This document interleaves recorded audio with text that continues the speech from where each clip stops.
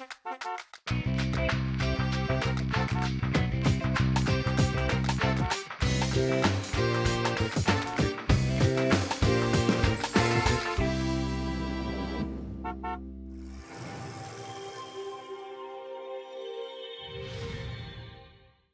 years ago, this was the fastest car in Australia. This car would have been the fastest car in Australia in 1930-31 by far. While it can no longer lay claim to that title, it is still and will always remain a very important part of our nation's motoring heritage.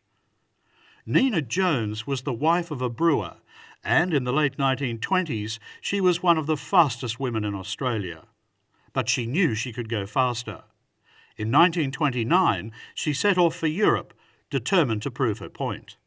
And she had, prior to this, a number of other racing cars, a Lee Francis and some other cars, and was very competition minded.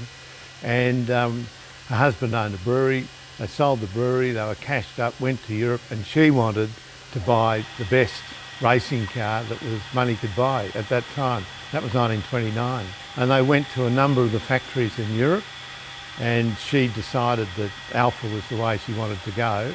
And she spent quite a lot of time at the factory testing the various models that they had available, and settled on this car. This is a 1750 SS, which was their sports racing car of 1929. It's a 1750cc supercharged twin cam engine.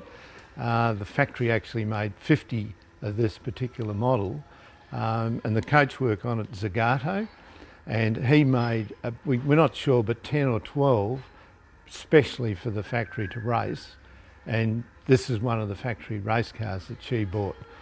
The arrival of Mrs. Jones's ALFA was eagerly anticipated and widely celebrated when the ship finally docked and the car came ashore. This was the same make and model that was cleaning up in Europe, winning such classics as the Targa Florio and the Mille Miglia in the hands of such driving greats as Nuvolari, Campari and Vasi. Nina Jones wasted no time in proving that she had bought well and that she was up to the task of getting the most from her Italian thoroughbred. Paul Chalier of Melbourne's Historic and Vintage Restorations continues the story. She immediately, I think it was the next weekend or just very close to the car arrival, she put it in an event at Bondi Beach, and they had what in those days they called it a time trial, but it was the first quarter mile sprint in the world, and this car won it. So according to the hot rod blokes, this is the first car that's ever won a quarter mile sprint in the world on an official basis. And she followed that up with one stage it held the Australian land speed record at 112 or 14 miles an hour, and she used it in lots of hill climbs and regularity runs, they called it in those days. For a decade, with Mrs. Jones at the wheel or in the hands of her son or other drivers of note, the ALFA remained at or near the top of the tree in various Australian motorsports events. Many races and more than a few prangs took their toll, and it was tired and worn by the time the Second World War broke out.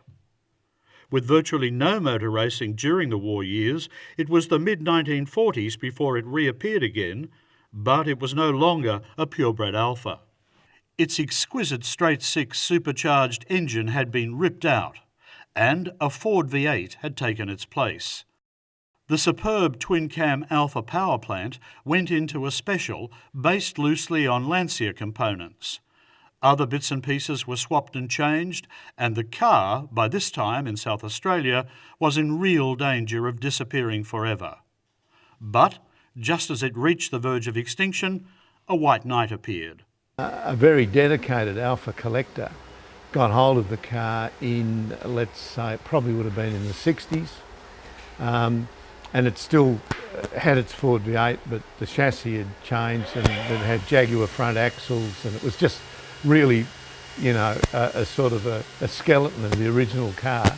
And he then set about collecting all the bits.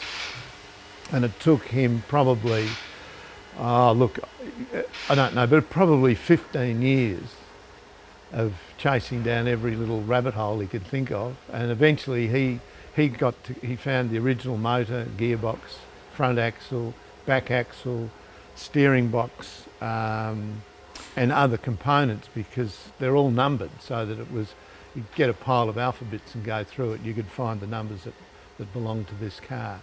Salvation for the Jones ALFA was in sight, but it still needed someone with the passion, determination, vision and the money to bring this classic back to life. The original ALFA enthusiast gave way to a new owner and the restoration began. I would say that there's probably been a 7-year sort of process of getting it all to this situation. But the actual work we've done on the car, we've completed in 2 years, which included completely reconditioning all the mechanical components as well. Paul and the team at Historic and Vintage Restorations are proud of the work they've done to bring this vital part of our nation's automotive history back to life. Well, it's very exciting. I mean, you live with these things and you don't often realise the value of the car. You're more involved in the actual project and finishing the project. But I can assure you, when we go to start the engine, it's a bit like having your third child. Everyone stands back with bated breath until it fires up and everything runs. So that'll be happening pretty soon. So we'll have another birth. What do you think might be the reaction from the crowds at, say, AutoClassicA? Will they appreciate the car and the work that's gone into it? Oh, I think so. I think it's, when it's an outstanding car, there's no question. This is the most significant ALFA in Australia by far, and it's such a world-class car because of the rarity of the actual chassis, plus the fact that there were very few Zagato bodies made, and also this is an original body. Knowing the owner, it's not going to be a car that'll be sitting in a museum as such.